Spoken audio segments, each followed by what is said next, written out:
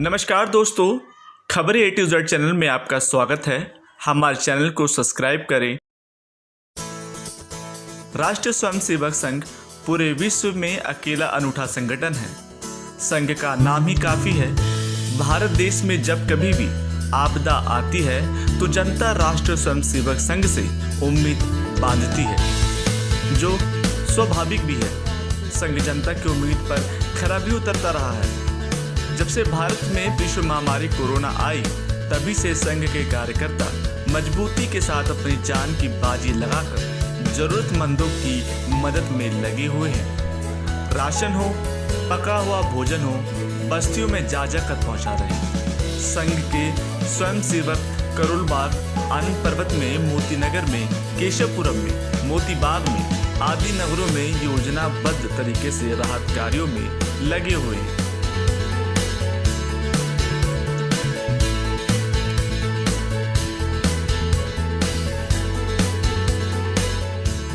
इस महामारी में अगर किसी को खून की जरूरत पड़ती है तो इन स्वयंसेवकों ने अपना खून भी दान कर हजारों यूनिट तैयार कर ली है। स्वयंसेवक के साथ साथ स्वयंसेविका भी जनता की मदद में शामिल है।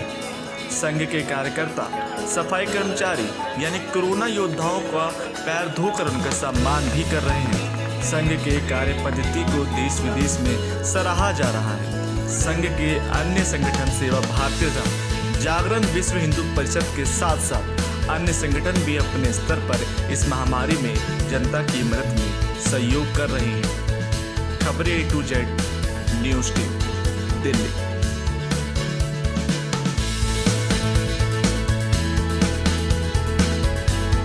इस बार भी जब लॉकडाउन घोषित हुआ तो तुरंत संघ ने अलग अलग क्षेत्रों में कमान संभाली।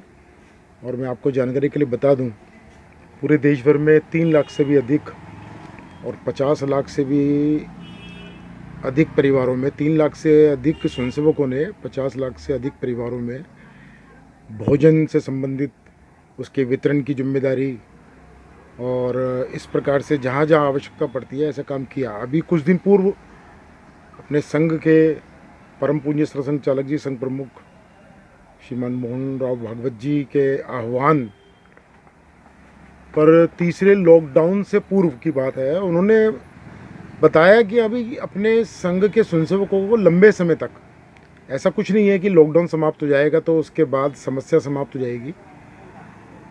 बेरोजगारी का विषय है, मजदूरों के पलायन का विषय है, मजदूरों के रोजगार का विषय है, उनके रोटी का विषय है।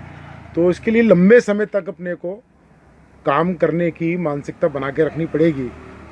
ऐसी मानसिकता को लेकर के काम चल रहा है।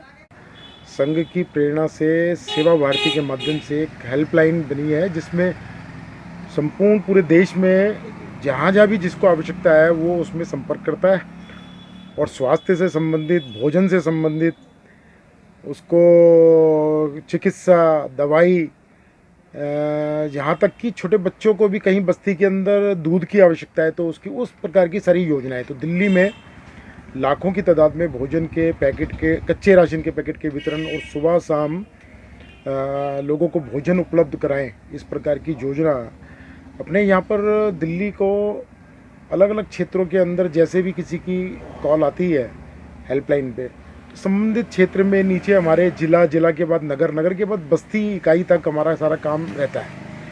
तो नगर स्तर के ऊपर भोजन की व्यवस्था यानी कि रसोई इस प्रकार की प्रारंभ से उसका निर्माण कर लिया था।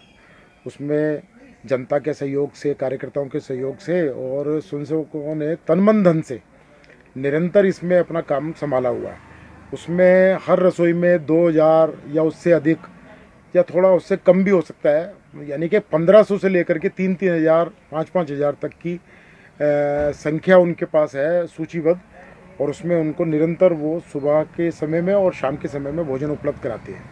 कि जमुना के खादर में जैसे ध्यान में आया कि हाँ भाई कुछ किसान हैं, कुछ लोग हैं वहाँ फंसे हुए हैं, तो कार्यकर्ताओं ने वहाँ पर जा कर के भी नाव के माध्यम से और वहाँ पर उनको भोजन उपलब्ध कराया, उनको सुविधाएं दी। अंदर एक जिला केंद्र बनाया हुआ है, वहाँ पर एक रोटी बनाने की एक मशीन वहाँ पर उन्होंने खरीदी और उसमें तकरीबन 8,500 से अधिक जो है उसमें रोटी एक समय में बनती है और उसका फिर वो आगे वितरण रहता है। तो नगर स्तर पे रसोइयों का निर्माण किया, उन रसोइयों के द्वारा कच्चा भोजन और तैयार भोजन जो है उनको सुबह शाम उपलब्ध कराया जाता है। सरकार ने उनके जाने की व्यवस्था के बारे में जो नीति बनाई है, तो उसमें कार्यकर्ताओं के माध्यम से उनका पंजीकरण करवाना संबंधित थाने में, फिर उनको अब जैसे भी वहाँ से उनके प्रांतों से वैसे भी हर वर्ग के साथ समन्वय रहता ही है, संपर्क रहता ही है।